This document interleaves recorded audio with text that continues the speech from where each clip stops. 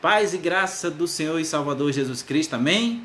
Hoje, amados, vamos dar continuidade à leitura bíblica no Evangelho de João, capítulo de número 3, ok? Nessa passagem nós vamos se concentrar no momento em que o Nicodemos se encontra com o nosso Senhor e Salvador Jesus Cristo. Mas quem foi Nicodemos, afinal? Nicodemos era um fariseu que fazia parte de um grupo seleto dos fariseus que compunham ali, na verdade, uma assembleia dos 71. Essa assembleia era chamada de Sinédrio, composta por 71 fariseus que eram responsáveis por julgar o povo judeu quando esses transgrediam a lei ou as tradições dos judeus. Eles não julgavam gentios, ok? Eles julgavam apenas judeus. Nicodemos, ele vai ser citado em outras passagens bíblicas também, dentro do Evangelho de João, ok? Uma das passagens você vai ver em João 7, do 40 ao 51, em que os principais sacerdotes e fariseus, eles mandam prender o Senhor Jesus, que se encontrava pregando no templo. Aí o que acontece? Nicodemos, ele entra naquele momento e questiona a ação desses principais sacerdotes e fariseus, dizendo: é lícito condenar o homem sem primeiro ouvi-lo e se ter conhecimento do que ele faz? E demonstrando assim, primeiro, que a ação daqueles judeus estava incorreta, não estava de acordo nem sequer com a lei deles, e segundo, que o próprio Nicodemos era contra, ok? Outra passagem que nós vamos ver também, a qual o nome de Nicodemos é citado, é após a morte do nosso Senhor e Salvador Jesus Cristo, em que José de Arimateia vai até Pilatos e pede a ele o corpo de Jesus para ser tirado da cruz.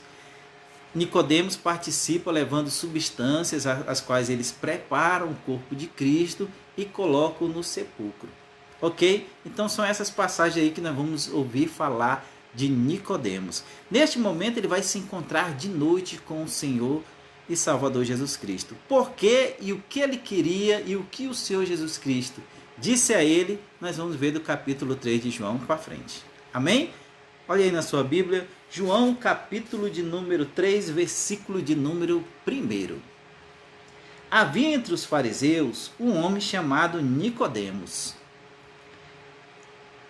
Este era príncipe dos judeus. Ele foi ter de noite com Jesus e disse-lhe: Rabi, bem sabemos que és mestre, vindo de Deus, porque ninguém pode fazer estes sinais que tu fazes, se Deus não for com ele. Olha aí que interessante, né, amado? Nicodemos vai até o Senhor e Salvador Jesus Cristo porque algo chamou a atenção no ministério do nosso Senhor Jesus. E o que foi que chamou a atenção ali para Nicodemos? Os sinais que Jesus Cristo fazia.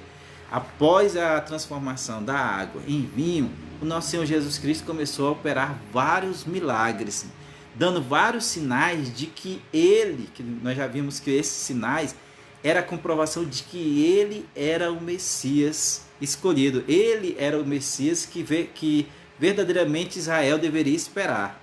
Ok? Aqueles sinais chamam a atenção de Nicodemos, ao ponto dele se colocar numa posição, amado, interessante, porque Nicodemos, ele era fariseu, ele estudava a lei, ele era visto e tido como mestre pelas pessoas, mas ainda assim ele vai até o Senhor Jesus Cristo e o chama de Rabi, o chama de mestre, dizendo: olha, bem sabemos que tu és mestre. Então, essas palavras de Nicodemos, amado, não foram à toa.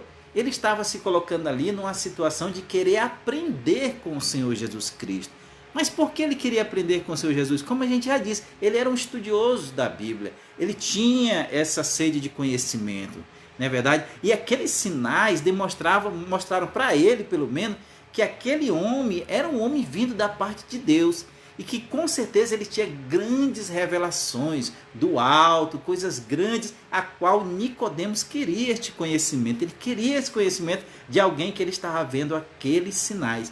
E o Senhor Jesus Cristo, ele percebe que essa era a intenção de Nicodemos quando ele vai se encontrar primeiramente ali com ele.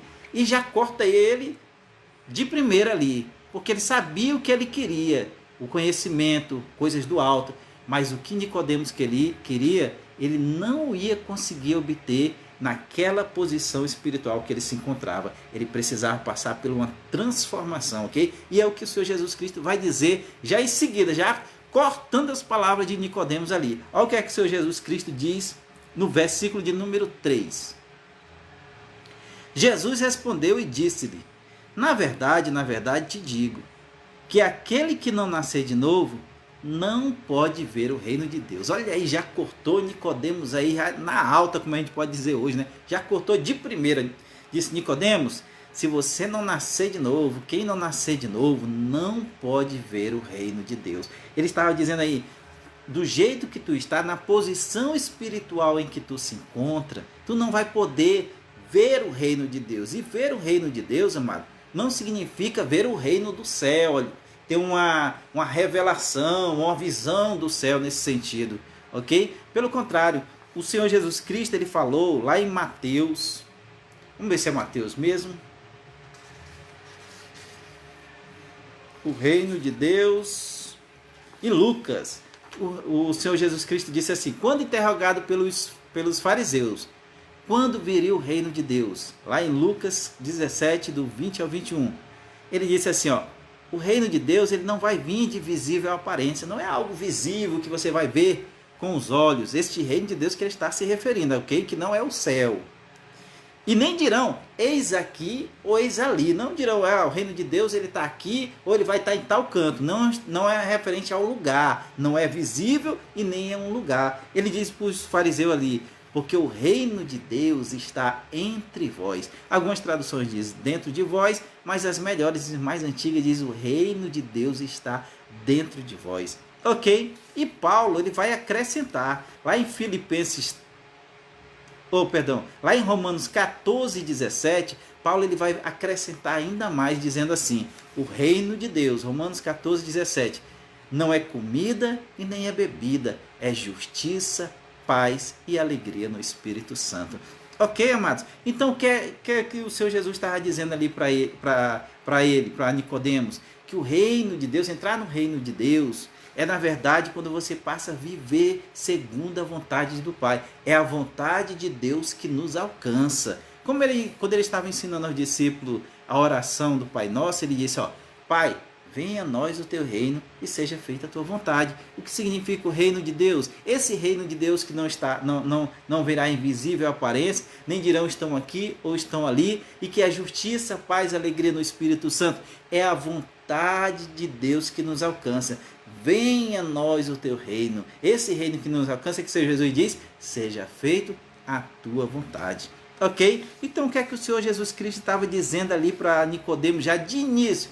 Nicodemos, se tu não nascer de novo, não sair do estado em que tu se encontra espiritual para um novo estado espiritual, não tem como tu entrar, não tem como tu ver, ou no sentido de entender a vontade do Pai para a tua vida.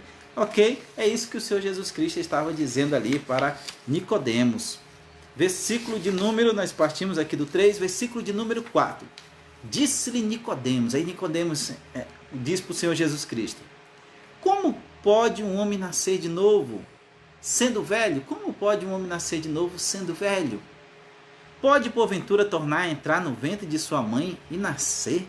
Olha, ele estava levando ali as palavras do Senhor Jesus Cristo no sentido natural, ok? Mas como diz a palavra de Deus, as coisas espirituais se compreendem espiritualmente e não naturalmente, ok? Então essa visão natural que Nicodemos estava tendo, estava dificultando ele, estava impedindo que ele enxergasse, compreendesse as coisas espirituais. Vamos ver o que é que o Senhor Jesus Cristo diz em seguida? Jesus respondeu, na verdade te digo, que aquele que não nascer da água e do Espírito, não pode entrar no reino de Deus. Novamente o Senhor Jesus Cristo já deu uma pista ali para ele, né? Já deu uma direção, falando que era necessário, para ele obter o conhecimento que ele queria, era necessário nascer de novo, passar de um estado espiritual para outro, e assim poder compreender a vontade do Pai. Aí ele já diz aqui, ó, na verdade te digo que aquele que não nascer da água, esse nascimento ele começa na água, amado. e do Espírito não pode entrar no reino de Deus, não vai estar na posição espiritual a qual o Pai deseja para a minha vida e para a sua vida. O que significa esse nascer das águas? O nascer das águas é exatamente o batismo, amado.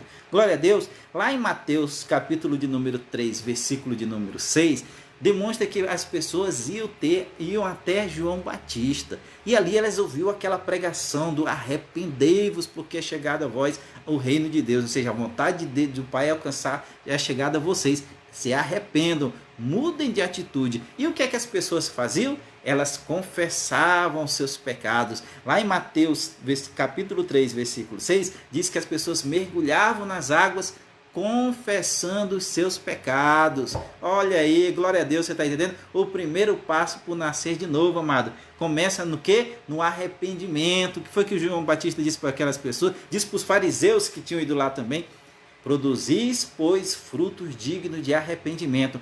As águas, o batismo, ele simboliza o quê? O arrependimento, amado. O que significa isso? O que é que o Senhor Jesus está querendo dizer ali? Está querendo abrir o entendimento ali de Nicodemos. Nicodemos, esse nascer de novo começa pelo arrependimento. Quando o ser humano se reconhece falho, pecador, incapaz de se salvar, um ser humano que todo dia peca contra um Deus que é santo. Você está entendendo? Para o judeu, para um fariseu, amado, aquilo não era um conhecimento fácil, aquilo não era uma informação fácil, porque eles se julgavam o quê? Santos, eles se julgavam justos, eles se julgavam aprovados por Deus, mas que na verdade não eram.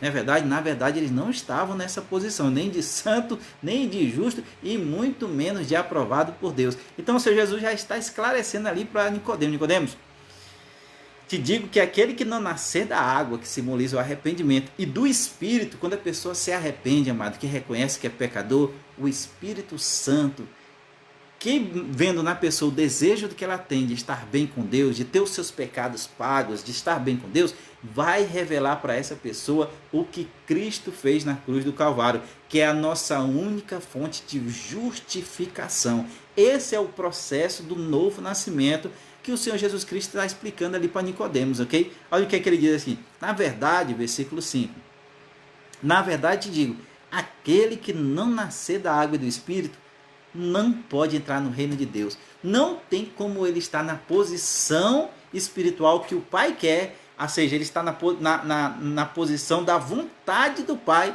se ele não nascer das águas, não se arrepender e não crer no sacrifício do nosso Senhor e Salvador Jesus Cristo, ok? Amém? Glória a Deus, vamos tomar um pouquinho de água aqui para continuar. Você pode perguntar assim: irmão, tem certeza que esse novo nascimento que se dá do arrependimento e do Espírito tem a ver com o sacrifício de Jesus? Eu acho que não tem nada a ver, não. Eu acho que é só uma mudança de pensamento, é a pessoa passar a viver diferente, buscar viver melhor, sem errar. Acho que é só isso, o novo nascimento. Acho que não tem nada a ver com o sacrifício de Jesus, não. Será? Vamos ver o que o Senhor Jesus vai dizer mais para Nicodemos. Versículo de número 6. O que é nascido da carne é carne. Olha o que ele diz aí para Nicodemos. Nicodemos, o que é nascido da carne é carne. O que significa isso? A carne é um nascer biológico, amado. Você está entendendo? Quem nasce da carne, da biologia, o nascer biológico, é carne, é biológico. Só que esse nascer biológico que nós temos, da carne, não produz em nós vida espiritual. Pelo contrário, quando nós nascemos biologicamente, espiritualmente nós ainda continuamos mortos. Você está entendendo? Biologicamente, vivos, mas espiritualmente, quando o ser humano nasce, ele está morto. O que significa isso? Ele está separado de Deus. Aí ele diz em seguida: e o que é nascido do Espírito é Espírito. Olha que coisa tremenda aí. O que é nascido do Espírito, ou seja, esse que no versículo anterior ele diz que ele se arrependeu, é o mergulho nas águas. O mergulhar nas águas significa isso, a confissão de arrependimento. Que se arrependeu e teve a revelação de Cristo, esse é nascido do Espírito. Isso é um processo que o Espírito Santo vai gerar em nós. Esse estava morto espiritualmente, mas a partir daquele momento está vivo. Ele é uma ação do Espírito Santo que produz em nós, que vai gerar em nós a vida, quando nós nos arrependemos e cremos no nosso Senhor e Salvador Jesus Cristo. Glória a Deus. Vamos prosseguir. Versículo de número 7. Não te maravilhes de ter dito, Não te maravilhes de ter dito, olha o Senhor Jesus dizendo aí para Nicodemos, não te maravilhes, não fique espantado, Nicodemos, porque eu te disse é necessário nascer de novo. Não fique espantado. Vá ali quando ele ouvir, se ele tivesse lá com aqueles discípulos, quando o Senhor Jesus disse assim, é necessário comer do meu corpo e beber do meu sangue, que os discípulos já se escandalizaram, vários já deixaram de seguir Jesus ali, não foi? Disseram assim, essa palavra é muito pesada, não temos como suportar. Então o Senhor Jesus já estava dizendo para Nicodemos, Nicodemos, não te espante, não fique maravilhado, porque eu te disse que é necessário nascer de novo. Aí ele diz o seguinte, o vento sopra, versículo de número 8, onde quer, e ouves a sua voz, mas não sabe para onde vem, nem para onde vai. Assim é todo que é nascido do Espírito. Ok, amado? Você está entendendo isso? Todo aquele que é nascido do Espírito, amado, ele vai ouvir algo dizendo dentro dele que o que ele quer, o estar bem com Deus, o ser ligado ao Pai, a convicção da salvação, a paz que tudo isso produz, ele vai ouvir que não está em nada daquilo que ele procura no mundo. Não está na sua religiosidade, não está em buscar barganhar com Deus com as obras, não vai estar em canto nenhum, amado. Não vai estar em religiões, não vai estar em filosofias, não vai estar em canto nenhum, e muito menos em justiça própria. Aquele a qual é nascido de novo, ele sente isso dentro de si, ele sente o incômodo, ele tem sede de estar bem com Deus, mas ele percebe que não vem de nada disso do mundo, nem da religião, nem de canto algum. A essas pessoas que vão sentir isso, e ela não sabe de onde vem isso, nem para onde isso vai lhe conduzir direito, é algo que ela sente, mas no começo ela não sabe dizer de onde vem nem para onde vai. Esses vão ter a revelação, vão receber a revelação do que Cristo fez na cruz. E quando eles crerem, eles vão receber a vida. Ok? Versículo de número 8. Versículo de número 9. Vamos prosseguir aqui lendo. Opa, solta aqui a página, não está querendo soltar. Soltou. Versículo de número 9. Nicodemos respondeu e disse-lhe, respondeu com uma pergunta, né? Como pode ser isso? Ele ainda não está entendendo. Nicodemos está dizendo, Senhor, ainda não estou entendendo como vai ser possível esse novo nascimento. Como pode ser isso? Versículo de número 10, o Senhor Jesus Cristo diz, respondeu e disse, tu és mestre em Israel. Tu és mestre em Israel. Ou seja, tu que ensinas. Era para entender essas coisas. Mas como ele deveria entender, amado? Né? Como Nicodemos, um fariseu, já deveria entender essas coisas? Amado, isso aí na verdade já estava na Escritura. Se ele tivesse lido lá Isaías 53, ele ia descobrir que essas coisas já estavam ali sobre o novo nascimento, sobre como o pecado produzido pelo ser humano ia ser manifesto lá na cruz de Cristo, pelo sacrifício do servo sofredor. Em Salmos 22, em várias outras passagens já estavam ali na Escritura a respeito do Senhor Jesus Cristo, e como o povo ia perecer por causa do pecado, e como através do Messias ele seria salvo dos seus pecados. Já estava ali, mas eles não quiseram abrir o entendimento para isso. Você está entendendo? E quando lia essas passagens, eles não traziam aquilo para eles, né? Que o povo transgredia e pecava contra Deus, eles não traziam para eles, o judeu não trazia para ele. Por quê? Porque ele se achava justo, santo, e achava que estava bem com Deus. Ok? E o Senhor Jesus Cristo disse para ele, disse, tu és mestre em Israel e não sabes disso? Versículo de número 11. Na verdade te digo, que nós dizemos o que sabemos e testificamos o que vimos e não aceitais o nosso testemunho. O que é que o Senhor Jesus Cristo estava dizendo isso, mano? Primeiro, ele diz, nós testificamos o que vimos. Ele está falando dele, do Espírito Santo que estava com ele, amém? Como a gente vê lá em 1 João 5, do 7 ao 8, que o Pai, a Palavra e o Espírito são um só, e que estes dão testemunho são um só, e a água, o Espírito, né? E a Palavra, eles fazem o quê? Vamos dar uma olhadinha aqui que é para a gente citar corretamente, para não fugir nada, mano. 1 João,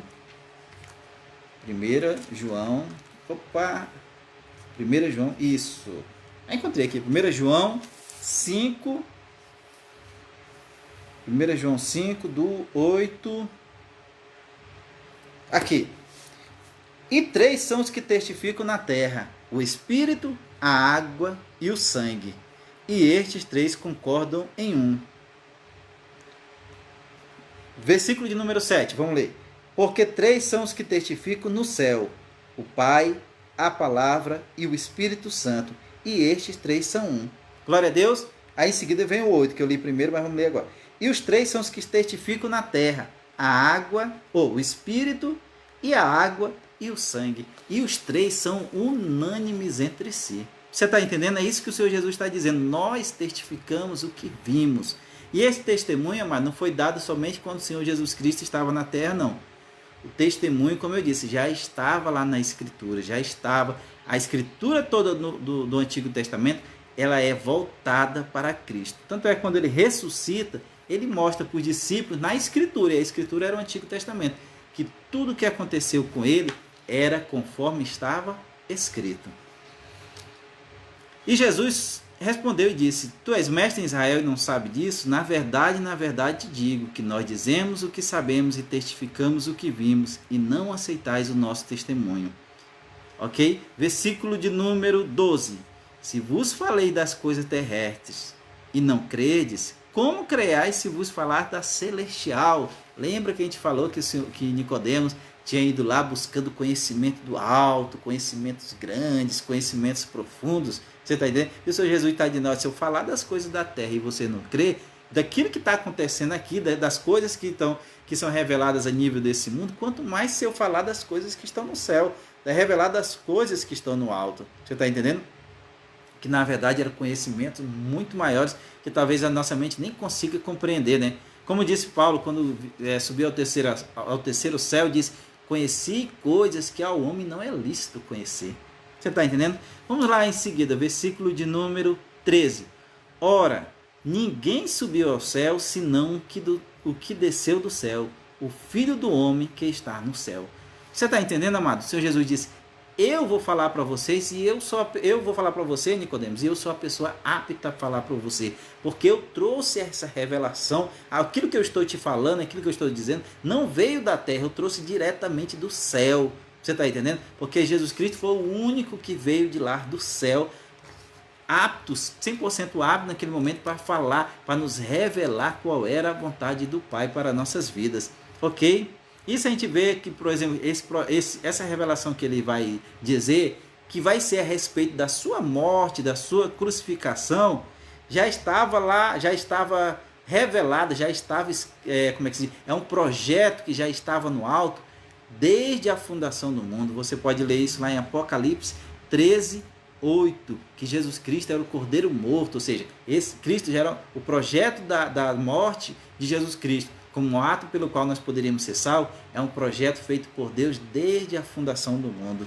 Você está entendendo? Apocalipse 13, 8, você pode ler isso lá. Versículo 14, ele vai explicar agora para Nicodemos como vai ser possível o novo nascimento. Ele não perguntou para o Senhor Jesus: como vai ser isso, Senhor? Ele vai explicar como é que vai ser. Versículo de número 14.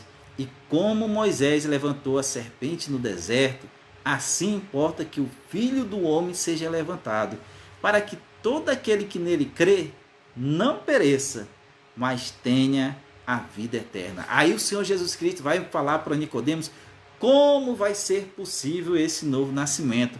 E o exemplo que ele usa, amado, está lá em Números, capítulo de número 21, do 5 ao 9. O que aconteceu lá, amado, nessa passagem? O que aconteceu foi que após a morte de Arão, o povo judeu entrou em batalha com os cananeus.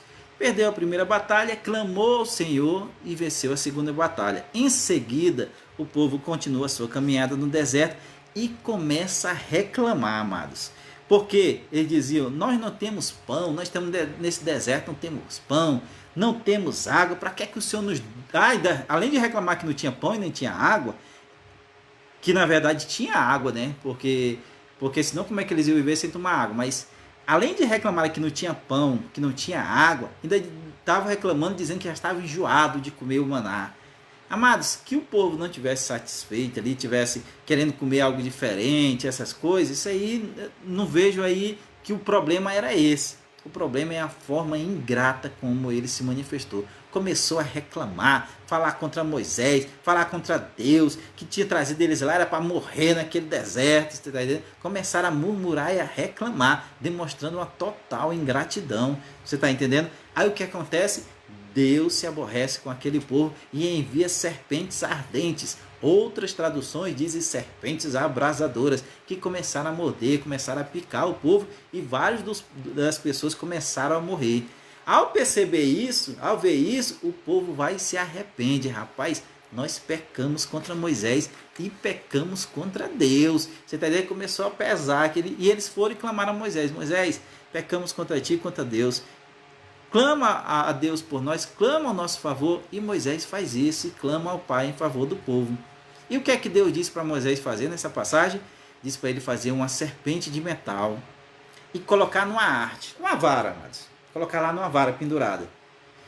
E diz que todo aquele do povo que for mordido, que for picado, e olhar para a vara onde estava a serpente de bronze, não morreria. Ou, na verdade, ele diz: aquele que for picado e olhar para a vara de bronze, viveria. Você está entendendo? Olha o que é que o Senhor Jesus está dizendo. Assim como aconteceu com a serpente no deserto, o que foi que a serpente do deserto fez? O que é que fizeram? Colocaram aquela imagem da serpente, assim como a serpente foi levantada. Está falando daquela serpente que foi levantada, Senhor Jesus. Assim como aquela serpente foi levantada no deserto para que o povo pudesse viver, não foi para isso que foi levantado? O povo não era picado. Aí quando ele era picado, o que é que ele tinha que fazer? Olhar para a serpente de bronze para poder viver. Ele disse: assim importa que seja feito com o Filho do Homem, se referindo a ele. Vamos ver aqui qual é a passagem.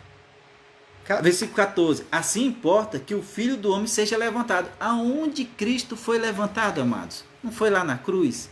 Da mesma forma que o povo tinha que olhar para aquela serpente de bronze para viver, nós hoje temos que olhar para a cruz, para o sacrifício de Cristo para obter a vida. Mas que vida, amado? Nós que fomos picados pelo pecado, na verdade, nós já nascemos com o veneno do pecado, nós já nascemos pecadores e por causa disso separados de Deus. O que é que esse veneno do pecado ele fazia no organismo humano, amado? No organismo daquelas pessoas matava, né? O judeu ele morria. E nós nascemos mortos espiritualmente, nascemos separados de Deus. Ele diz: assim como foi com aquele povo, importa que seja feito com o Filho do Homem, para que todo aquele que nele crê não pereça. Ele diz aqui, né? Para que todo aquele que nele crê não pereça, mas tenha vida eterna. Quando é que eu tenho a vida eterna, amado? Nós que fomos picados, nós que nascemos com veneno do pecado, na verdade, mortos espiritualmente, nós olhamos para o sacrifício de Jesus Cristo. Assim como o povo judeu olhou para a serpente no deserto. Crendo, amado, nós temos que crer. Mas como é que é olhar crendo? É confiando que ali todos os nossos pecados foram pagos. É nesse momento que nós recebemos a vida. Amém? Aí você pode perguntar: irmão, como é que eu vou olhar para o sacrifício de Jesus se Jesus Cristo já não está mais na cruz, ele está no céu com o Pai? É exatamente, nós olhamos para o sacrifício quando nós trazemos a memória de que o corpo e o sangue de Cristo foi entregue como paga da dívida dos nossos pecados. É nesse momento que nós estamos olhando para o sacrifício de Jesus Cristo. Quando você olha para o sacrifício de Jesus, amado, quando você traz a memória aí, se você crê, é nesse momento que você recebe a vida, é nesse momento que nós obtemos o novo nascimento. É isso que o Senhor Jesus Cristo está explicando ali para Nicodemos, ok? Vamos prosseguir lendo? Versículo de número 16. Por que o Pai fez isso? Ou iria fazer, quando o Senhor Jesus Cristo estava fazendo, e para nós já fez, porque já aconteceu. Versículo de número 16. Porque Deus amou o mundo de tal maneira que deu o seu Filho unigênito. Quando foi que Cristo deu o seu Filho? Foi quando ele nasceu lá quando ele nasceu como criança, como um bebezinho? Não, o Pai deu o Senhor Jesus Cristo lá na cruz, amado. Ele deu como oferta pelos nossos pecados. Que deu o seu Filho unigênito. Unigênito porque foi o único gerado. Nós somos filhos adotados. Cristo foi o único gerado. Para que todo aquele que nele crê. Você crê no Senhor Jesus Cristo? Você crê no sacrifício dele como a obra pela qual você foi salvo? E todos os teus pecados foram salvos. Você crê nisso? Pois é nesse momento que você recebe a vida e você nasce de novo. Para que todo aquele que nele crê não pereça, mas tenha vida eterna. A partir desse momento nós já temos a vida eterna. Significa o quê? Que nós fomos religados ao Pai e nunca mais seremos desligados. Glória a Deus. Vamos prosseguir lendo aqui. Isso é o versículo de número 16. 17 diz assim: porque Deus enviou o seu Filho ao mundo, não para que condenasse o mundo. Olha, quando ele enviou o Filho para morrer na cruz, amado, não foi para nos condenar. Pelo contrário, não para que condenasse o mundo, mas para que o mundo fosse salvo por ele. Salvo do quê, amado? Salvo desse estado que nós nascemos, separados de Deus, alheio às alianças e promessas, sem esperança, sem Cristo, sem Deus no mundo. É assim que o ser humano nasce. Dê uma lida em Efésios a partir do capítulo número... Não, lê a carta de Efésios que você vai ver que está escrito isso lá, amados. Você está entendendo? É disso que Cristo veio nos salvar, de estarmos separados de Deus, desse estado de morte espiritual. Lembrando que, se o ser humano que está morto espiritualmente, separado de Deus, quando ele sair do corpo dele, que é a morte física, ele continuar morto espiritualmente, sem crer no sacrifício de Jesus, essa separação se torna eterna. Você está entendendo? 18. Mas quem crê não é condenado. Quem crê não é condenado, amados. Você está entendendo? Não é que ele não é culpado, ele não é condenado, porque a condenação caiu sobre Cristo. O castigo que nos traz a paz estava sobre ele. Você está entendendo? E ele foi ferido por causa das nossas transgressões e moído por causa das nossas iniquidades. Isaías 53, você vai ler isso aí. Mas quem crê não é condenado. Mas quem crê nele não é condenado. Mas quem não crê já está condenado. Não é que um dia vai ser, amado. Ele já está separado de Deus. Ele já está debaixo da ira, filho da ira, como diz lá em Isaías. Lá em Efésios. Amém? Lá em Efésios. Amado, é a passagem que fala que o ser humano nasce espiritualmente, separado de Deus, alheio às alianças promessas em Cristo, sem Deus no mundo, é Efésios. Amém? Se eu falei Isaías, foi por engano. Porquanto não crê no nome. Por que o ser humano já está condenado? Porquanto não crê no nome. Ah, mas só se eu tiver fé no nome, se eu crer que no nome de Jesus Cristo as coisas acontecem, que eu vou bem na vida, então eu estou salvo, né? Não nesse sentido, amado. O nome do Senhor Jesus Cristo, como nós já vimos, significa o quê? Deus é Salvador. Amém? Ou Jeová é Salvador. Você está entendendo? O que significa isso? Quando ele diz, porquanto não creio na salvação que o Pai confere através de Cristo Jesus. Amém? Lembre-se, ele não está fugindo do tema. Ele está falando do sacrifício dele na cruz. Que assim como a serpente foi levantada no deserto, ele vai ser levantado para que aqueles que nele creem. Então eu creio em quê? No Cristo crucificado. Você está entendendo? Crer no nome do Senhor Jesus Cristo é crer na salvação que o Pai conferiu através dele. Crer no nome do unigênito Filho de Deus. Ok? Versículo de número 19. E a condenação é esta. Qual é a condenação, amado? Que a luz veio ao mundo. Você está entendendo? A luz é o entendimento, é esta revelação de que a salvação virá mediante o sacrifício de Cristo. Veio ao mundo e os homens amaram mais as trevas do que a luz, porque as suas obras eram mais. Por que o ser humano amou mais as trevas que a luz? Porque a solução que Deus deu para os nossos pecados foi o sacrifício de Jesus, não é verdade?